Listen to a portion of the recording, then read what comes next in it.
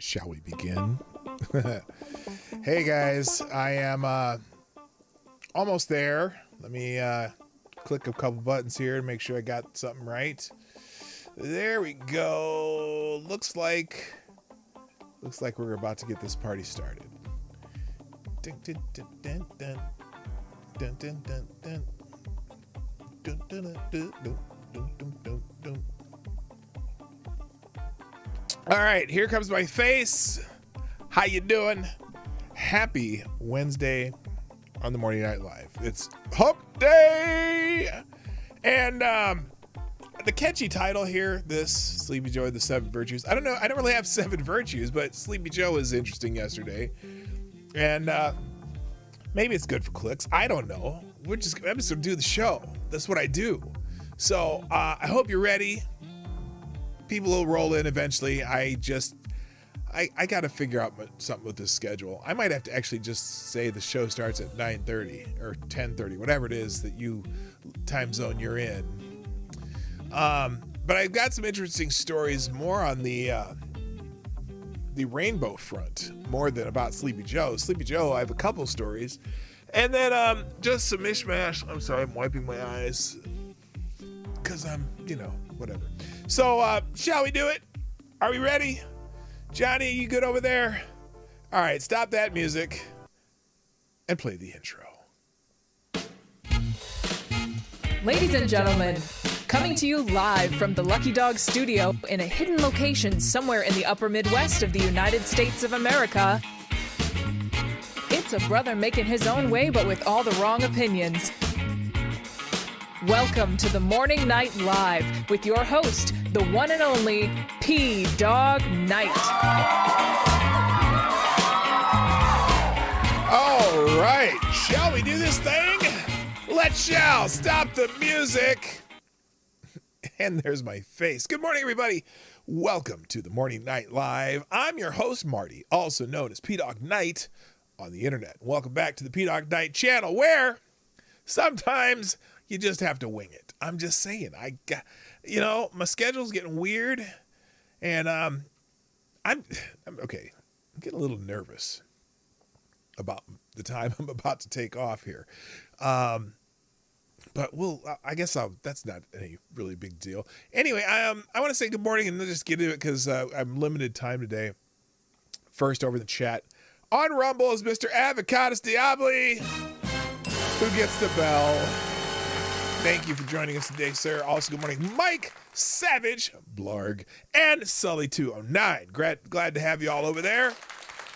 On YouTube, first in the chat is also Avocados Diabli. You're just a bell hovering or hoarding fool. I bet you have a whole basement full of bells. Also, good morning, Rotten Corpse, Aaron Meredith, Mike Savage, Blarg, Special Cat Acid, Simon Wolfwood, Jonathan Peterson, my favorite Canadian, Jaeger Pony, not to, take anything away from my other favorite Canadians, Special Cat Acids in the house, of course. And then Lord Stanhope, Attack Alpaca, Maddie's in the house. Good morning also, Retro Veteran Gamer, Jesse Leon, and Pissed Off Shih Tzu. So a lot of the other people, the gang that comes in and makes my day when I see him is here too. Of course, everyone here makes my day. Pissed Off Shih Tzu is asking P-Dog, what do you think of the pending UPS strike? Okay, so I've been a part-timer at UPS, a total of 18 years. Okay, I've been back there 16 years, and I was there for about a little over a year and a half, almost 2 years before that. And, it's the contract negotiations have never been a big part of what I talk about or listen to, pay attention to at UPS. But this one actually looks like they might actually go on strike for a few days. And my problem is, well, I wouldn't say it's my problem. A little bit of my problem with them is a lot of the union stuff, the strike, the contract negotiation, really doesn't affect the part-timers that much. I mean, it does, but it doesn't. They don't do a whole lot for us. I mean, sure, if it has to do with health insurance or whatever, that stuff we keep and whatnot.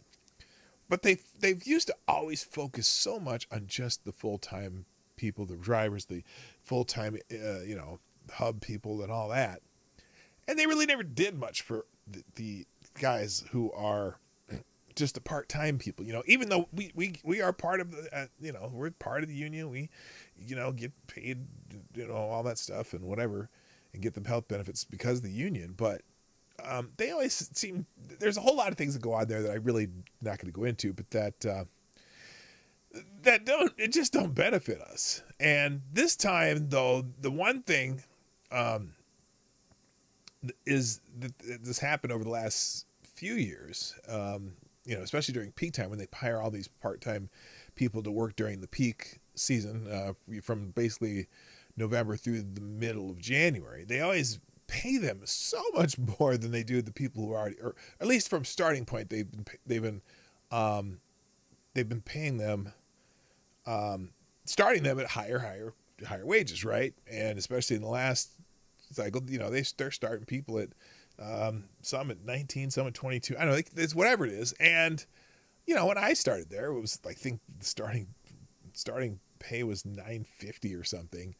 And so some of us who are already there, basically the new people are making as much as the people who've been there for years, and they've never really done a good job of saying, oh, you people have been here forever, we should probably bump your wage since we're starting people at nearly what you make. And so I think they're trying to do that this time. I'm talking about the UPS going on strike, Tyler Alexander. Good morning, by the way, and also good morning, Black Hebrew Israelite. That's right. So we'll see. I mean, I don't know how long a UPS strike will ever last because they've never had a strike since I've been working there. So I don't know. And hope you don't have packages on route. Well, I don't know if we're going on strike. But the one thing that helps is I already have 3 scheduled vacations coming up. That not necessarily that I'm going anywhere. Well, we are going to Hawaii because this is a trip we planned over a year ago. We're going on that trip, and that's during it. But I schedule them just in case, not just in case there was a strike, but just because I knew I was going to need money when I take a week off to go to somewhere, go away. So I just take 3 weeks in session, sometimes work through a couple of them, and then I make double pay or whatever. So that would be timely. Plus, if they do go on strike, as long as I don't really care as much, but if they do go on strike, they will, I guess I'll get paid still because as long as I show up and sign in once a day. Now I'm going to be possibly on disability at the time too, because when I get back, I immediately have my surgery when I get back. So, and I don't have short-term disability. So actually it would kind of benefit me if they went on strike, because then I could just go sign. I could walk over there, my walker or wheelchair or whatever, and show up the picket line, and then I get paid for the strike time. That would normally, I would be off recovering from my surgery. So we'll see what happens. Me and a guy, we were laughing about that today, because I'm like, well, if there is any lengthy strike, it would help me at least make money when I wouldn't be working anyway. So I don't know. We'll see what happens. So anyway, I get emails from UPS asking for address confirmation. Don't do that. Or I don't know, from IPS? What is IPS? Is that, anyway. When will UPS electrify their fleet? That would be a bad business decision. I personally believe that's it happening.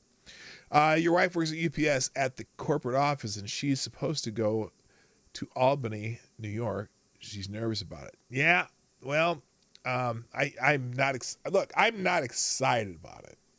I'm not excited about it, but we'll see. Look,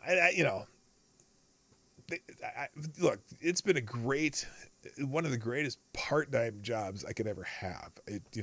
Because part of it is that I'm mostly self-employed otherwise now, and so I have that part-time job so that my family has had benefits for the last 18 years, and it's got us through several surgeries and doctor's visits and all that other stuff. Have you been demonetized by YouTube? Yes, I have, Rachel Madhouse Dildo. Good morning, by the way. I have been demonetized by YouTube. I'm going to appeal that sometime here soon. I will, it's over. I think it's over some of the shorts that I put up, because they said it was because repetitive or uploaded content. I'm like, what are you talking about? Never mind. This is stupid. Hello, Reaccion Puerto Rico. If UPS strikes, could FedEx and DHL handle the volume? Well, DHL doesn't function that much in the United States anymore. FedEx, I don't know. We actually do a lot more volume than FedEx. Their overnight business is bigger, but overall I think we're much, much, much bigger than FedEx. I don't know if they could or not. So who knows? I don't think a UPS strike would last very long. Just my opinion.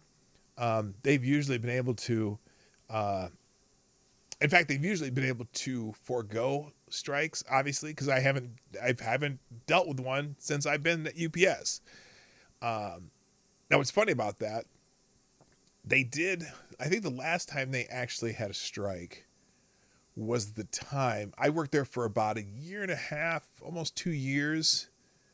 And I left for about a year and then I started again, or maybe it was a year and a half. I left for a year and a half and then I went back, and then I've been back 16 years. But I think they went on strike when I left UPS, because I wasn't planning on going back. But then I thought, oh, this is the greatest part-time job ever. I'm going back. So anyway, I see a merge in the future. Fed UPS. No, I don't know if that would work.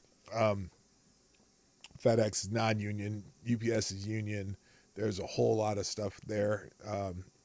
And I'm sure, plus I don't know if they would allow that if the federal government would allow that.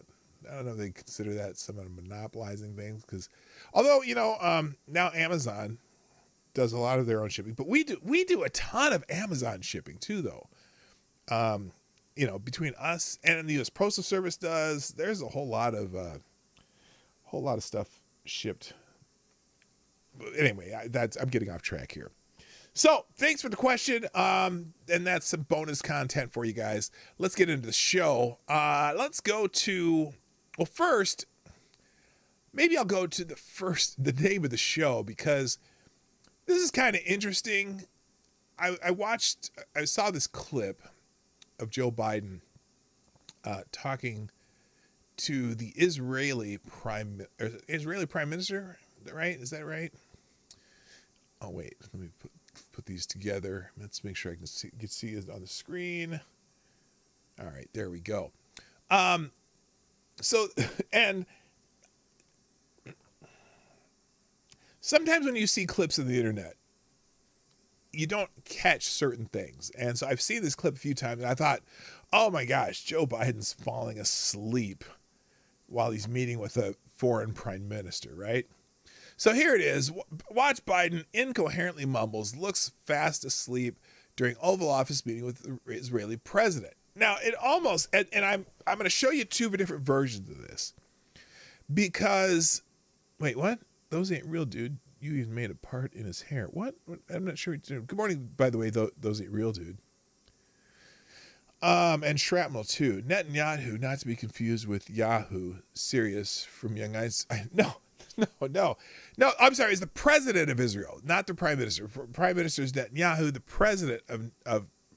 I don't understand necessarily what that means. Is there a separate head of state and a separate, legislative leader? I don't know.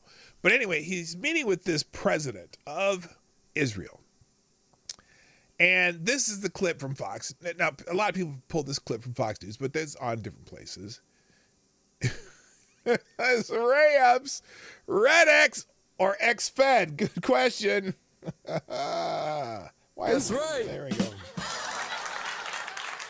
So here we go. Isn't it? It was a rather awkward spectacle during a critical meeting with the president of Israel. Now this is interesting. Critical meeting. Good morning, select a boy. Yeah, boy. I don't know if this is a critical meeting. This was just kind of a little. They do these little meetings and talk stupid shit during the. When a head of state or a president or whatever visits, they always do this little press thing. They do this little show of, hey, we're here talking about what we talked about. And I don't know if it's an important meeting or not. I think it's just a show for the press. Good morning, Jessica. How you doing? Welcome. And it's Septus Wolf's birthday? Oh my gosh. See, no one's ever tells me when it's their birthday anymore. Happy birthday to you. Happy birthday to you. Happy birthday, Septus Wolf. Happy birthday to you. Are you here somewhere? I know you are. Happy birthday to you. All right, let's get back. I'm losing track here. In a rather awkward spectacle during a critical meeting with the president of Israel on Tuesday, Joe Biden seemed to lose focus, appearing extra sleepy and mumbling incoherently during his statements. This is true. And I thought he was falling asleep. It did look like he was falling asleep. The incident happened during a live address where the two leaders were discussing significant bilateral relations on the recent peace negotiations between Israel and Palestinians. Now, I don't think they were talking about what they were talking about earlier. Now, wasn't, and so I don't like that. I don't like the way that's presented. But anyway. Biden was attempting to underscore the importance of the recent peace process that brought Israelis and Palestinians together at a political level. Oh, did they now? Because I know if there's a few people in Congress who avoided that when addressing Congress. But anyway, and we brought Israelis and Palestinians together at a political and social level and a affirmative Vice Minister. Biden mumbled before losing his train of thought. So here's the scene. Excuse me. Pardon me. That was a belch. Here's a scene that was just all over the internet yesterday. Okay, here's the scene. Listen, watch. And then look. And you can look at it right now. You can see Joe's looking mighty sleepy right there. Here, I'm going to make it a little bit bigger there. Is that going to work? Will that fit on the screen? Why is that off? Okay. Let's try... full. Would that make it better? No, that makes it smaller. Well, we'll just do it we'll just leave it the way it is. All right, listen. Now this is the clip that everyone was playing and everyone copied and pasted into their Twitter feed yesterday. Here it is. And we brought Israelis and Palestinians together at a political level, and Aqua and Paul Schramm. Yes. And okay. Wait. As I affirmed the Prime Minister. Okay, now, this is interesting. I'm playing it one more time because he starts talking and then he's like, okay, here it is. And we brought Israelis and Palestinians together at a political level, and Aqua and Paul Schramm. Yes. And as fascinating because the Israeli president kind of looked over for a second like, what the fuck did he say? But okay, so now it absolutely in this clip looks like Joe is falling asleep, and he kind of was, right? He was kind of mumbling and stumbling, but he woke back up and finished what he was saying. But I want to show you the entire clip, okay? Because sometimes, you can take some 5 seconds of something, or 15 in this instance, and make it look worse than it does, right? And so I am going to show you the whole clip. I'm going to show you the whole clip. And part of the reason it looks like he's fallen asleep, because notice his hands are up his chest, right? But there's a reason why he's looking down, almost looking like he's fallen asleep. And this part may be just as bad as the fact that it looks like he's fallen asleep when he might not have been. Okay? Here's why he looks like he's fallen asleep. Let's watch the MSNBC clip of the entire encounter. So I'm going to let me full screen that. Let's get this. All right, here's let's watch the whole 2 minutes that NBC put on the screen. Welcome back. Welcome back to Okay, Washington. stop. Welcome to the White House, and it's a pleasure to So have you. notice here, as you look at this, to have this little 2-minute meeting, Joe Biden is reading off of note cards. He can't do this without reading off of note cards. I think it's because his staff is very concerned. Okay, his staff is very concerned that he may not be able to do this. So he does the greeting, but he's got note cards in his hand. Okay, so that's why it looks like he's falling asleep, because he's reading his note cards. Let's listen to this. Well, Mr. President, welcome back. And notice he looks alive and awake. He doesn't look anything like he did a minute later. That this is from the same meeting, right? Welcome back to Washington. Welcome back to the White House, and it's a pleasure to have you. And Hang on a second. Let me turn that up because I know you can't hear that. Hang on. Let's do it better. Mr. President, welcome back. Hey. Welcome back to Washington. Welcome back to the White House, and it's a pleasure to have you. And we were together in Israel, and we're together again today. We've got a lot to talk about. Okay, he slurs his words so much. It's hard to hear completely what he says. But the fact that he has to use note cards to talk about what he talked about is concerning to me.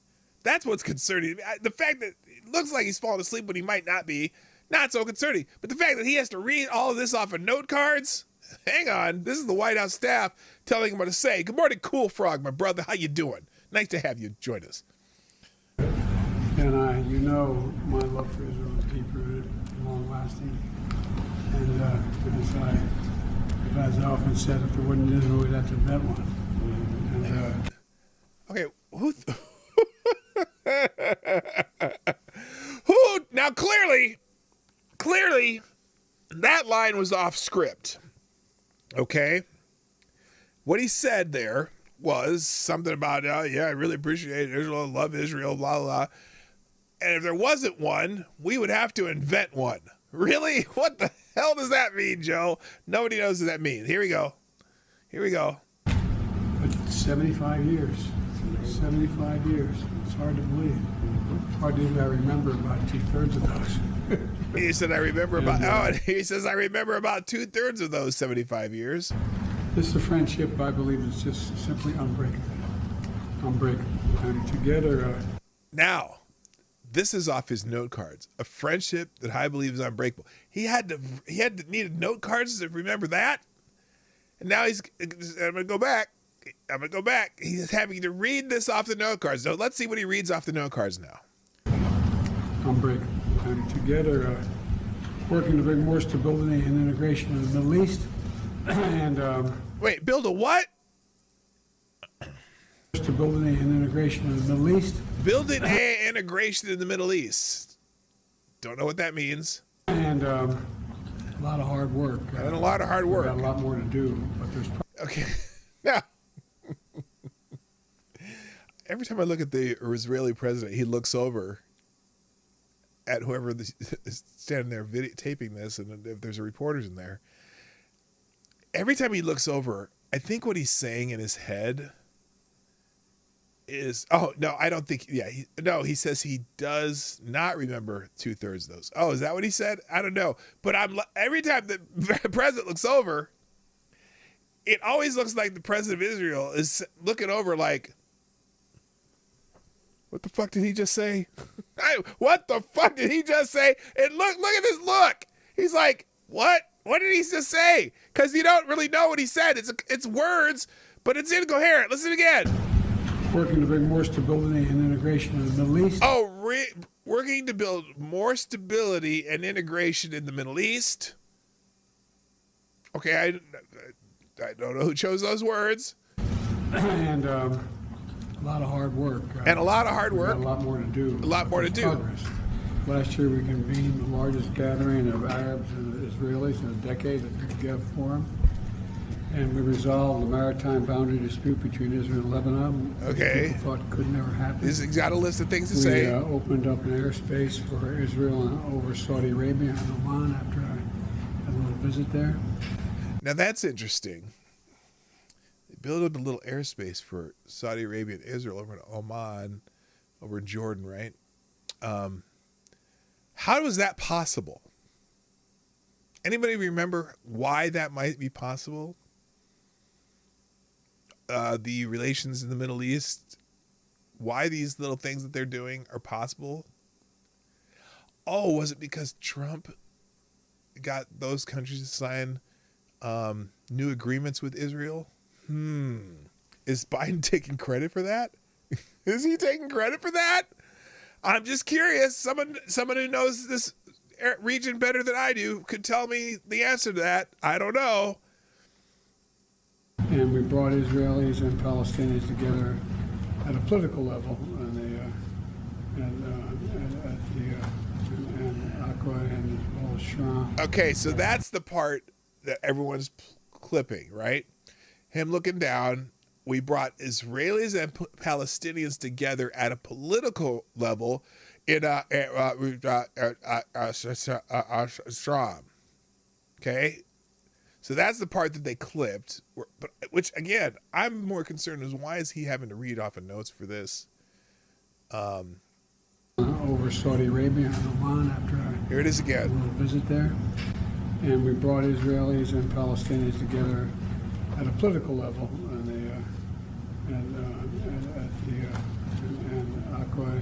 And again, oh, the Israeli president looks over like, what is he saying? I have no idea what he's saying. Good morning, furry kitten. What's up? Or good afternoon, I suppose, for you, right? And as I affirmed to Prime Minister Netanyahu yesterday, America's commitment to Israel is firm, and it is ironclad. And we're committed as well to ensure that Iran never acquires a nuclear weapon. Uh-oh. There was just he said a commitment that to make sure that Iran never acquires a nuclear weapon. There were reports yesterday. Was it Korea or was it Iran? I think there was a report yesterday that they may have enough nuclear materials for a weapon now. So that's interesting. Are they going to pull a Nord Stream pipeline, Nord Stream 2 or whatever? Is it Nord Stream? Is it Nord Stream? Are they going to pull a Nord Stream 2 after he says that? I'm curious. So we got a lot to talk about, but again, welcome. Okay, and again, so look, I think the one outlet, which was, what's this called? Breaking News or something like that? This is Trending Politics. I think they got it wrong that this was, they said it was a important meeting, a critical meeting. No, it was a meeting about meetings. It was a meeting telling us what meetings they had, what meetings they're going to have.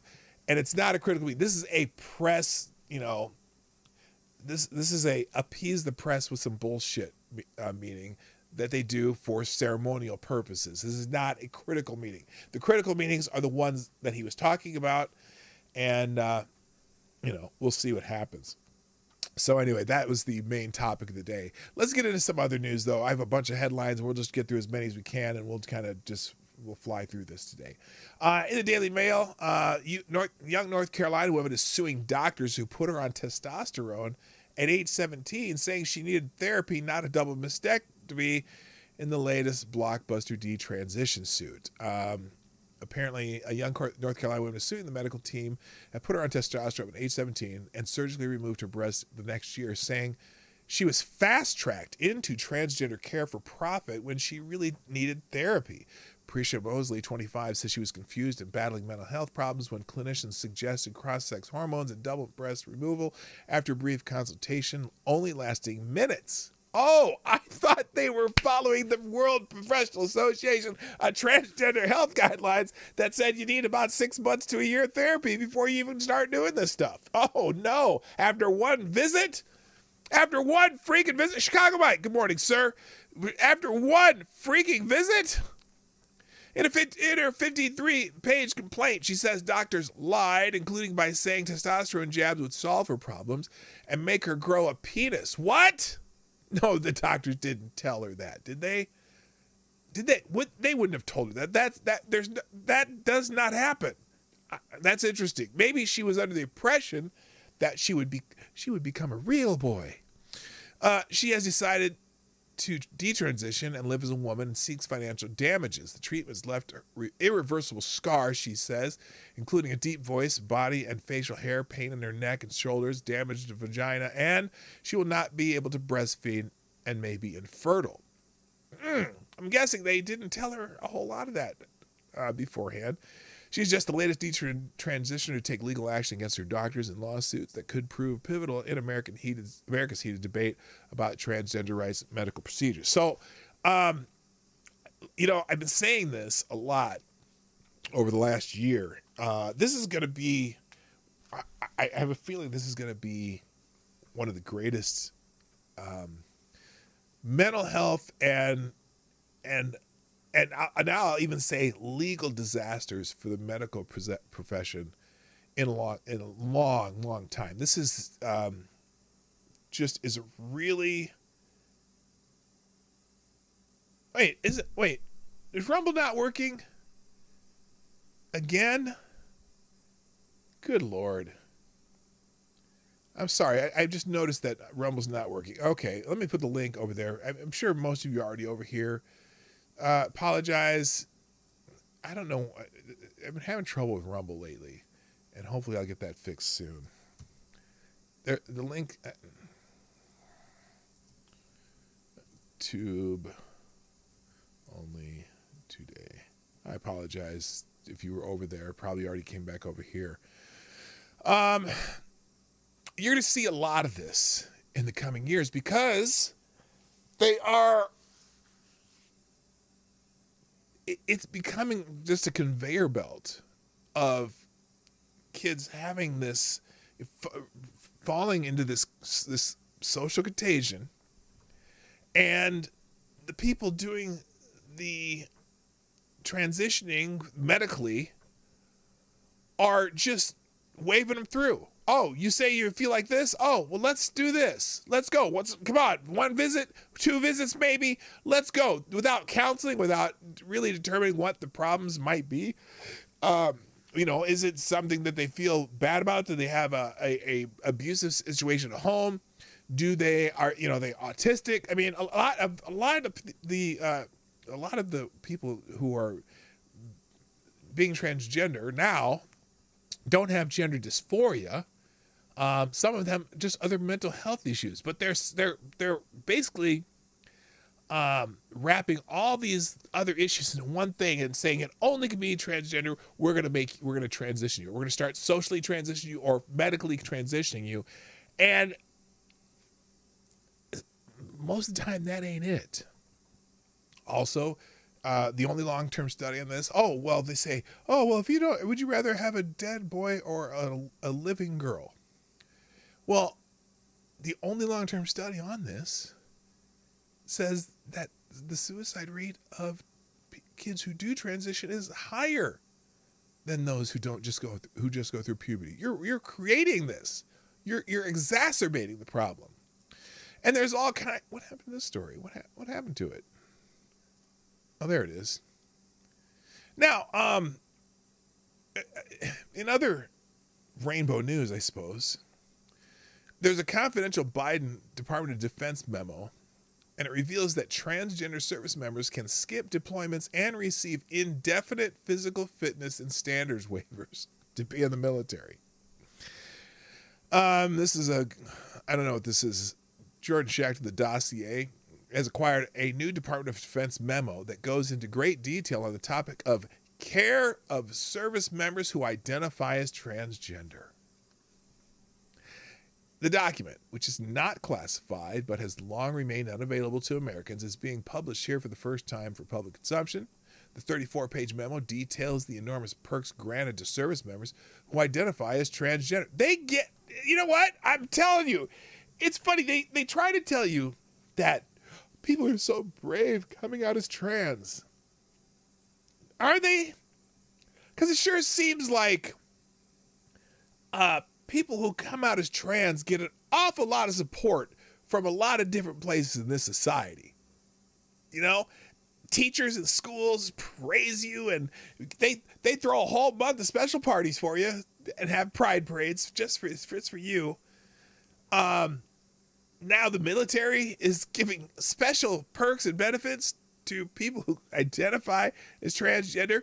At the beginning of his tenure, President Biden ended President Trump's ban on people who identify as transgender serving in the military. Since then, the Biden administration has granted more and more benefits to this cohort, leading to males like this one being celebrated by the Defense Department. Remember, I don't know if you've seen this guy. What the hell's going on here? Wait a minute. Okay, something's wrong. Continue reading. There we go. So yeah, this is a major in the U.S. Army. Another one. Anyway, here's some of the highlights found within the documents. 1, taxpayer-funded care for transgender service members includes, transgender care for service members includes speech and voice therapy, cross-sex hormones, laser hair removal, voice feminization surgery, facial contouring, body contouring, breast, chest surgery, upper surgery, genital mutilation surgery, lower surgery, psychological counseling. So if you look, here's if you want to get your surgeries done and you're thinking about transitioning, what would the best thing to do be right now? Well, I'd join the U.S. military, because they do all this shit for free. Wow. I'm sure that's great for morale. And then, number 2, service members who identify as transgender may receive a waiver for grooming and uniform standards. Now, don't read that wrong, okay? They don't mean that they can go and start grooming kids.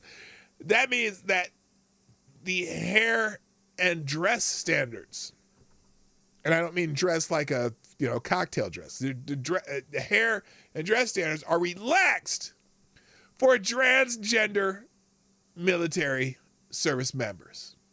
Number 3, service members who identify as transgender may receive an indefinite waiver for physical fitness standards. This waiver often becomes a de facto permanent situation, and the transgender identifying service member just has to renew the exemption request every 6 months, and that's why you get a major who looks like this person. It's very difficult.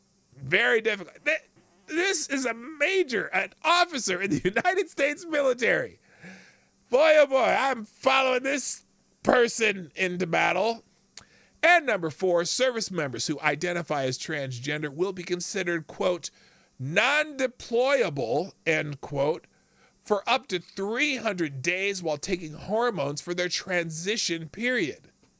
Again, given that these hormones are often required for life, this may render the transgender identifying service member as permanently unable to deploy. Now, what are you talking about? So, and here was my problem with having transgender people in the military. Okay, when they first started talking about this, I'm like, well, wait a minute. Okay, so a transgender person who has medically transitioned either through hormones or surgeries, but particularly the hormones, right? If that person goes off of the hormones for any period of time, like, even short periods of time, it does great structural damage to their body, right? And they begin reverting back, because this is an artificial use of hormones to create the illusion and cause features to happen that make you look like the opposite sex, when in reality, if you stop taking the hormones, well, your body's natural processes of the original sex that you are still will start shining through. Well, think about this. If there's a military situation where you're deployed in the field in a war, right? And you're out in the trenches, right? Dug in somewhere. And field supply can't get you your hormones, your body and mind really are tortured in that way. And I don't want someone who's in the field next to me who's going through those problems as part of the military. Well, this little ditty, service members who identify as transgender will be considered non-deployable for up to 300 days while taking hormones for their transition period. Well, their transition period, once you go on hormones, that's constant transition period. It is never ending. You are always going to be on those hormones. So that gives you an exemption to actually do what the military is supposed to do, which is go out and kill people and break shit. You get to stay in the offices back at the Pentagon. And so now you're going to have what? All the support personnel in the entire military could end up being transgender because they're not deployable? What is the point? Anyway, the United States military is facing the worst recruiting environment since 1973, when the conscription era ended, and the current all volunteer force was formed. As the Defense Department memo makes clear, the U.S. military in 2023 represents more of a social welfare and social justice program than an entity purposed with defeating an aggressing army. I.e., your job is to kill people and break shit. And great. Okay, well, there you go. So that is if a lot of people go into the military because they, want to get money for college. They want to, learn a skill. They want to do whatever. I wonder how many people are going in the military because they can get their transition for free. Curious. Next, let's see. Oh, this is great. This is from Redux. Queer academic suggest that pedophilia be taught in schools as an innate sexuality. I'm not even sure I'm supposed to talk about this on YouTube, but a professor of ethics at Oslo Metropolitan University in Norway has called to legalize AI-generated child CP, claiming that the child-oriented weirdos, I'll just call it that, should be seen as an innate sexuality that requires destigmatization. Oh, jeez. Who's the guy that Randy Monkey was having a feud with about this, the destigmatizing pedophilia? Who was that? He used to be a right-wing YouTuber, and now he swung completely left. I can't remember his name. Anyway, Ole Martin Moen, a gay man who identifies as queer. What? What do you mean you identify as queer? You're just gay, okay? Queer, because queer has become this kind of, really broad term now. It doesn't really mean anything. I mean, we used to call gay people queer, right? But now queer is just anything with, Hunter Avallone. That's who I was thinking of. Anyway, queer is just anything that's, look, one of the reasons that I completely, totally believe this too. One of the reasons that, you see polls now where they say that like up to 20% of Gen Z is LGBTQI plus LMNOP, whatever. And I'm convinced 100% that a vast majority of the people who say they're LGBTQ plus LMNOP, whatever, they're doing it just to use it as a way to fit in with their crowd and to get extra virtue points and to get extra praise from teachers and to get extra praise from, oh, you're so special. And all the non-binaries and all that stuff. I'm like, come on. You're attention seeking, and you can use it as a shield, and it gives you bonus points, at school and in college. But then you get out of the real world and you're like, oh, you mean not everybody believes this? Anyway, Martin Moen, a gay man who identifies as queer, currently serves as a member of the advisory board on Norway's Patient Organization for Gender Incongruent. Oh, okay. Listen to this board.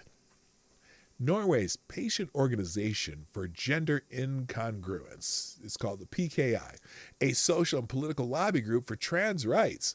According to their official website, PKI's purpose is to provide access to gender-affirming treatment to the public regardless of factors like non-binary identity, sexual practice, or having an other diagnosis. Moen, who also serves as an academic counsel to Civita, Norway's largest liberal think tank, since 2015. Recently, Moen targeted Christina Ellingsen, a Norwegian feminist who is facing a political investigation and a potential sentence of 3 years in prison for tweets in which he stated that men cannot be lesbians. Coming to a state near you where they can imprison you for saying something. Moen has repeatedly harassed the Twitter account of Women's Declaration International Norway, making false claims about the nature of the investigation against Ellingsen. So this is something in Norwegian that I can't read.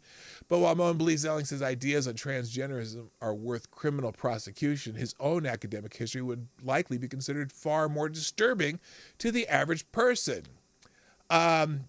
Kitty whatever liking, starts with a P, is bad, but how bad is it? And in what ways and for what reasons is it bad? Moen wrote in a 2015 paper entitled The Ethics of P.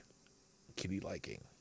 The ethics of letter P, so on and so forth, which was then republished in 2018 in the Palgrave Handbook of Philosophy and Public Policy, a textbook widely available at universities across the globe. Oh, great! It's available at universities across the globe? I'm sure some academic at the University of Chicago is probably reading this to their students right now. It is a paper, in this paper, it is argued that P, kitty-liking thing, is bad only because and only to the extent that it causes harm to the children. Oh, it's only that?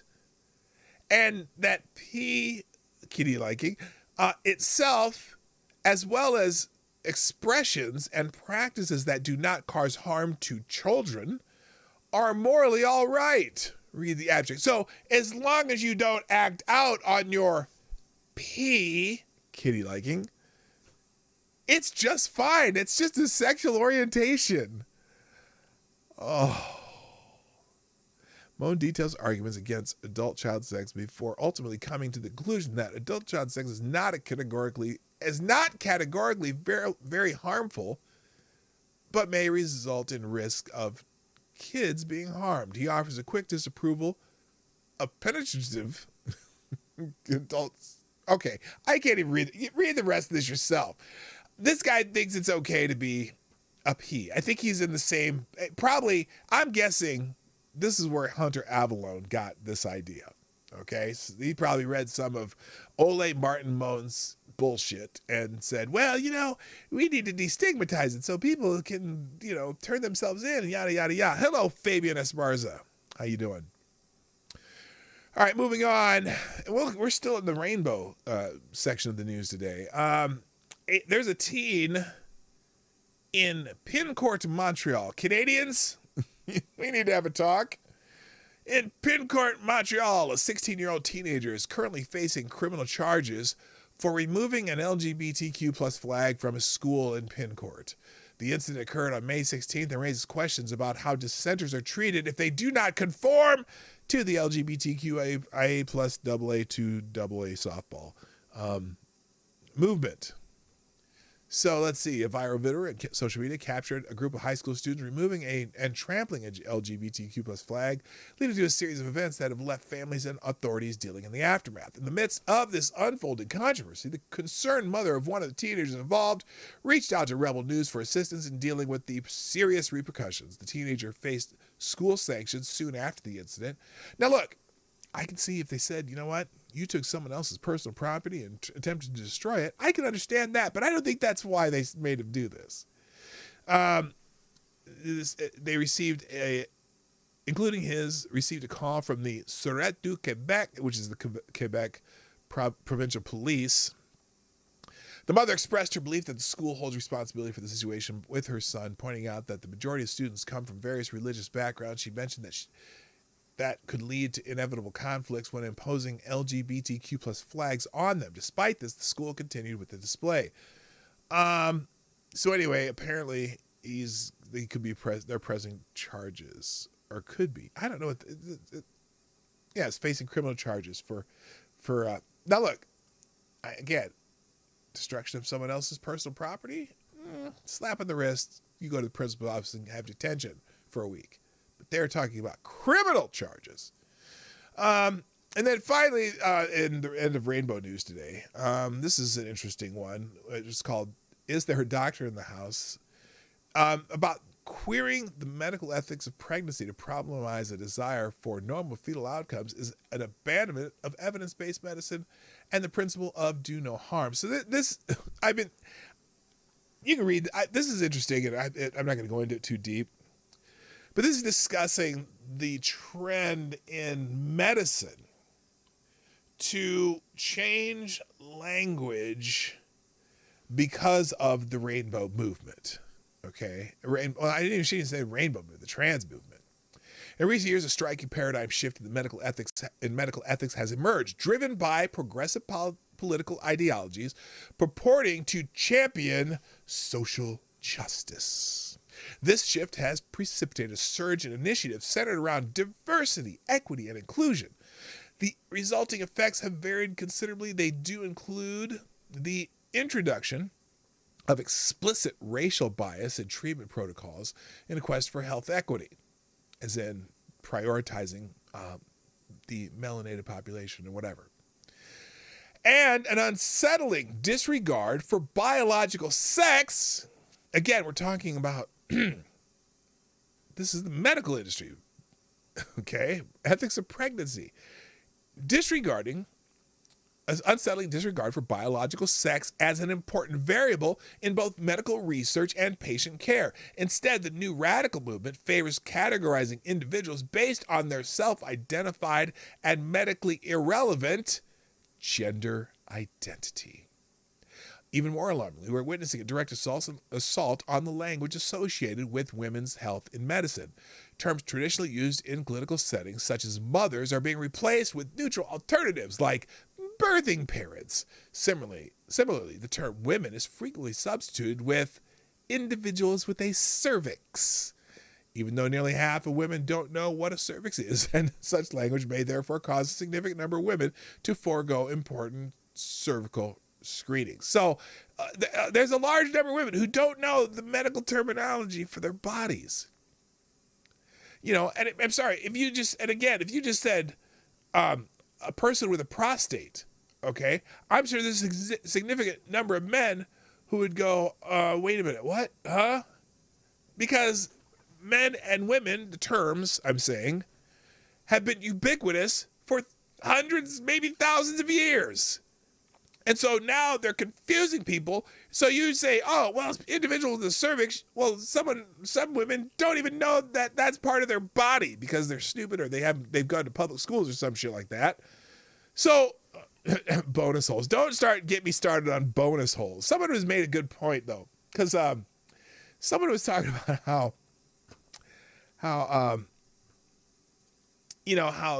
this the trans movement doesn't like, some are avoiding the use of the term vagina, right? Or and so they're starting to call it bonus holes. And so someone was laughing. He's like, now, wow, isn't that a turn of events? See, I remember when dickhead chuds back in the day used to call the vagina call the anus, a bonus hole. Okay. That's kind of a complete full circle. Anyway, this is causing problems. And also this is pissing people off. In particular, Anis Kasparian, if you've been following the saga of the Young Turks lately.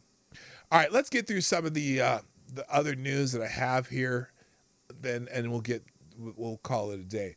Apparently, the state of Michigan has apparently is charging some people in a 2020 fake elector plot. This is on CNN this morning, and also who else had it? NBC, whatever. 16 fake electors who signed certificates falsely claiming President Donald Trump won Michigan in the 2020 election have been charged with multiple felonies. Well, what do you mean multiple felonies? How? How did they do that? Hello, Amazing Disgrace. State Attorney General Dana Nessel announced Tuesday this is the first time any of the fake electors. Now, again, we're going to use the CNN language because, fake or alternate electors is, I'm sure that you could make this sound worse and worse. All 16 individuals were each charged with 8 felonies. 2 counts of forgery, 1 count of conspiracy to commit forgery, 2 counts of election law forgery, 1 count of conspiracy to commit election law forgery, 1 count of publishing a counterfeit record, and 1 count of conspiring to publish a counterfeit record. So they layered on the charges to make it be able to put them away for longer. The group of fake electors from Michigan includes current and former state GOP officials, a Republican National Committee member, a sitting mayor, a school board member, and Trump supporters who were the plaintiffs in now again, they say it's a frivolous lawsuit that tried to overturn the 2020 election. This is CNN. Or maybe just a lawsuit because they believe that this was true. What do you mean a frivolous lawsuit? Aren't all lawsuits that are dismissed, or would you call all lawsuits that are dismissed or all lawsuits that lose frivolous? Or is it just because you don't like this? Nessel, the Democrat, initially referred the matter to federal prosecutors at the Justice Department, but she reopened the state probe in January because the Justice Department said, piss off. Justice Department Special Counsel Jack Smith is also actively investigating the fake electors plot, and some fake electors have testified to his grand jury. CNN reached out to the defendants seeking comment. Okay, whatever. And the same stories at MSNBC, and I'm sure they wrote it the exact same way. Let's see. She has filed charges against 60 people who signed paperwork falsely claiming that Donald Trump had won the 2020 election as part of a scheme to overturn the results. So, interesting. Also, the FBI. Oh, here's a. A lot of people are saying that a lot of the stuff going on with Trump and Jack Smith or whatever might be timed to try and overcome news about the other things. Well, here's one of the other things. Apparently, the FBI told a Hunter Biden investigator to duck committee questions, according to a letter. Now, let's just read it.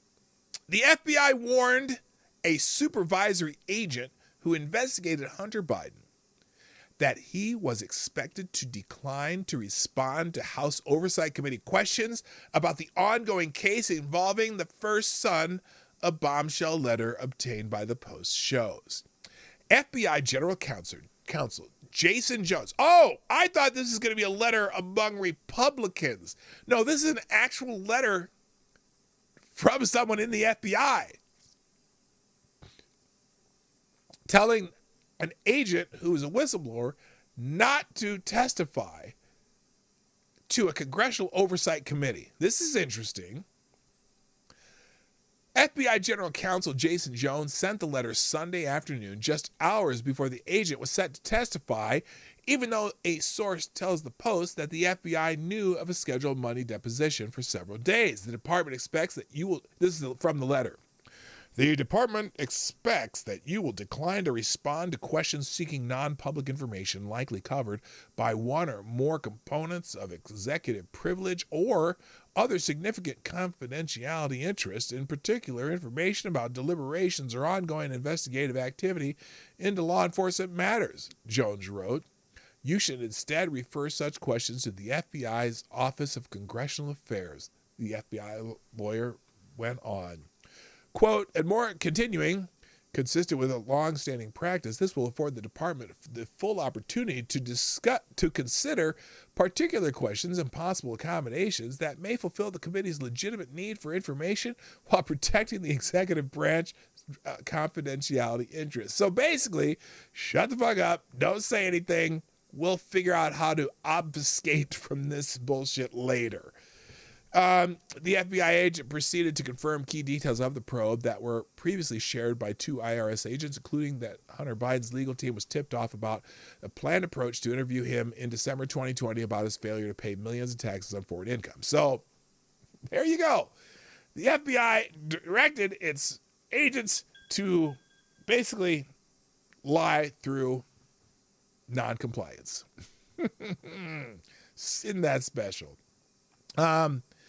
Also, apparently the Biden administration is tired of hearing questions about certain things. The White House has limited access to press briefings as a Daily Signal reporter loses his credentials. 2 weeks from now, the Daily Signal chief news correspondent Fred Lucas will lose his White House press credentials. It's the latest and perhaps the most brazen attempt by President Joe Biden to limit media access to what he regularly calls the People's House. The White House press office will implement new rules July 31st when all hard passes expire. Lucas, holder of a hard pass since 2009. Since 2009, he's had it for 14 freaking years.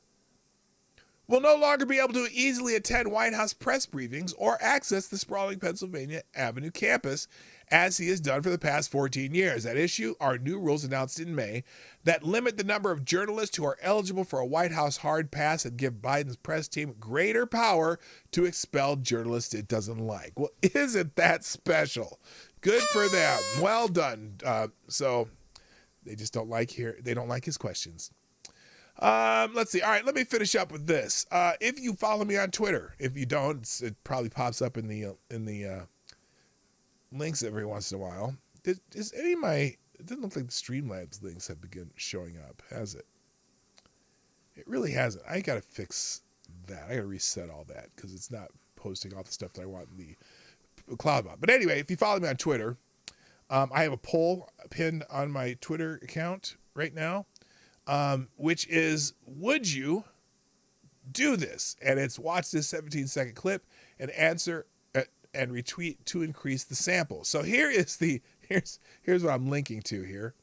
It's a short little 17-second YouTube video, and I want you to answer whether or not you would do this. It's just an experiment. Here it goes. This man has paid an insane amount of money for changing a light bulb. The tower is 1,500 feet or 457 meters. Twice a year, he climbs this television antenna with a fresh light bulb, changes it, and climbs down. This is so that the passing airplanes can see the tower located in South Dakota, and for this he is paid $20,000 per climb. This man has paid an insane amount of money for changing a light bulb. The tower is 1,500 feet or 457 meters. Twice a year, he climbs this television antenna with a fresh light bulb, changes it, and climbs down. This is so that the passing airplanes can see the tower located in South Dakota, and for this he is paid $20,000 per climb. This man has paid an insane amount of money for changing a light bulb. There you go. He gets paid $20,000 per climb for changing a light bulb. Would you do it? And I want you to answer. Answer in the if you follow me on Twitter, go answer that and retweet it. I want to see how many answers I can get in a week. So far, 68% no, 25% yes for men, and wait a minute. Oh, no, it's men 25% yes of the total answers. Never mind. But anyway, I'm curious. I'm super curious. Now, let me just self-disclose. I would do it. It would take a while for me to get used to the idea, but I could do it. I've been up at the top of fire towers and stuff. I'm not afraid of heights. Plus, if you have the proper gear, but 20,000. Now, imagine though. Okay, you're in a bar on Saturday night, and you're a fairly young guy, and you're out there, and women's are seeing you and going. You just start to talk to women, and you get in a conversation, and somehow someone's asking, well, what you make? How much? Well, I make I make $400,000 a year. Oh, really? Wow. You make $400,000 a year. What do you do? Well, I change 8 light bulbs. Oh no, 400,000. That wouldn't be 400,000. Yeah, because you do it twice. So 40,000 times. Oh, I changed light bulbs at 10 locations. I changed light bulbs at 10 locations. I make $400,000 a year. What do you mean you changed light bulbs at 8 locations? How many light bulbs did you change? 20. You what? No, I said. Oh, yeah, it's only 40,000 per year if he does that one light. Yeah, but think about it. How many could you climb in a year? What if you all you'd have to do is do that for what? You do it for 10 locations? That's 20 climbs a year? Is $400,000 a year. 20 climbs a year would be $400,000. I'd do it. I'm not afraid of heights. I'd do it in a heartbeat. But there are not a whole lot of people who do it. So anyway, that's the pinned tweet. And then also, let's see, what's this? Oh, I have it done here twice somehow. Okay, we'll get rid of this one. Also on Twitter, I didn't do Twitter Tuesday yesterday, so I'm going to catch up on a little Twitter stuff. Marvel is coming out with a new Avengers movie.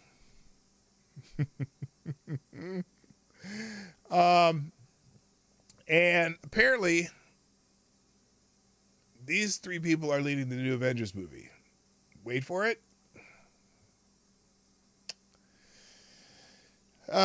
Marvel updates. Captain America, Shuri, and Shang-Chi will be the leaders of the new team of Avengers in Avengers, the Kang Dynasty. Now, I think I made a rather astute observation about this.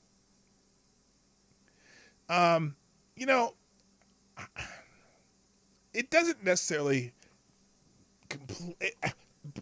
okay, I just think, really, Marvel, I get it. DEIing up established characters and franchises all the rage right now, right? You're just race swapping and changing the racial dynamics of characters. I don't know that I give a shit, right? But the Kang Dynasty, hello, is that, wait, the Bishop's in the house. How you doing, Bishop?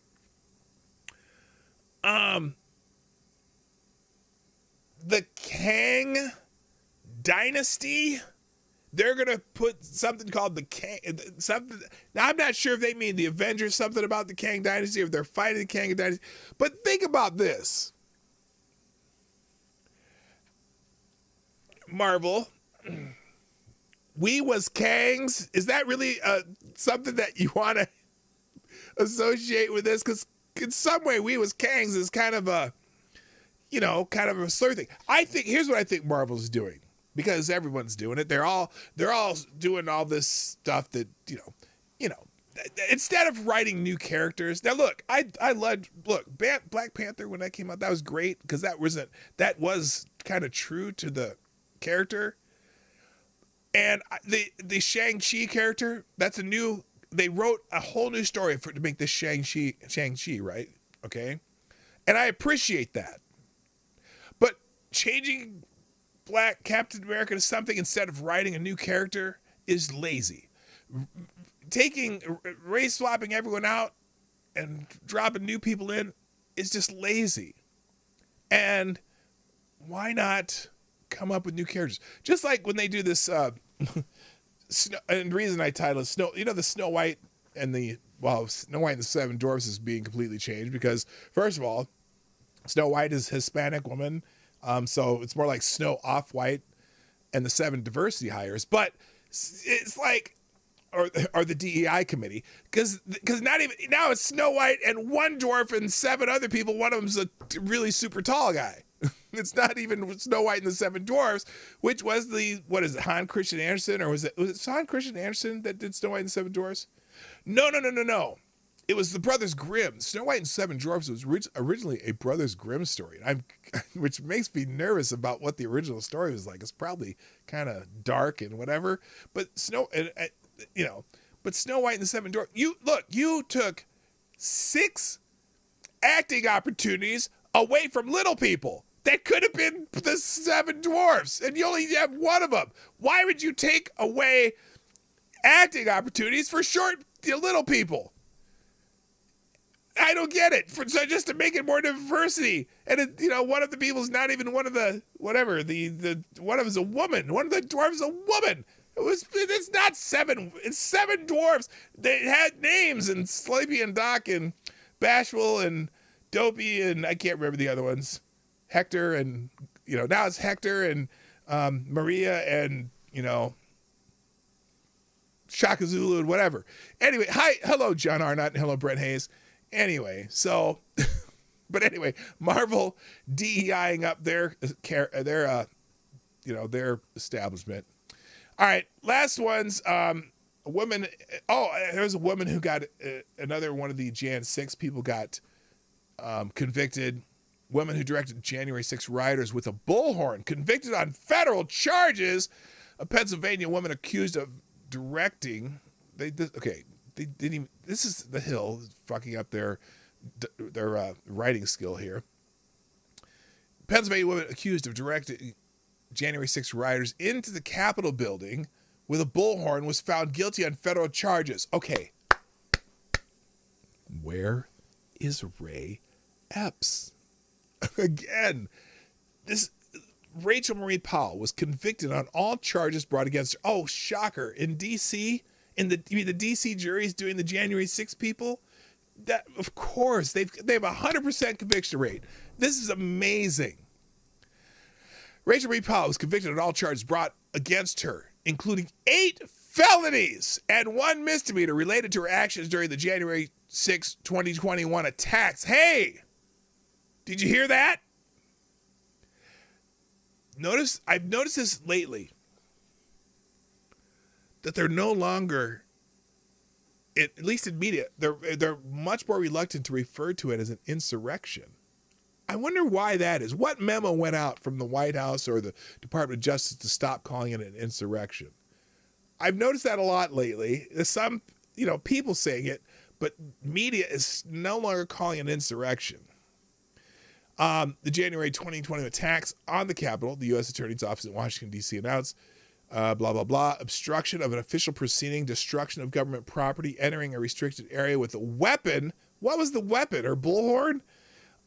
Engaging in violence on the Capitol grounds. Did she punch anybody? Were among her charges. According to evidence presented by the government, Powell was seen at the Capitol on that day directing people how to breach the building using a bullhorn. How to breach the building? Video footage also shows Powell giving detailed instructions on the layout of the building after individuals asked questions like, what's the floor plan? Really? They asked that? Really? People ask, what's the floor plan? I call bullshit.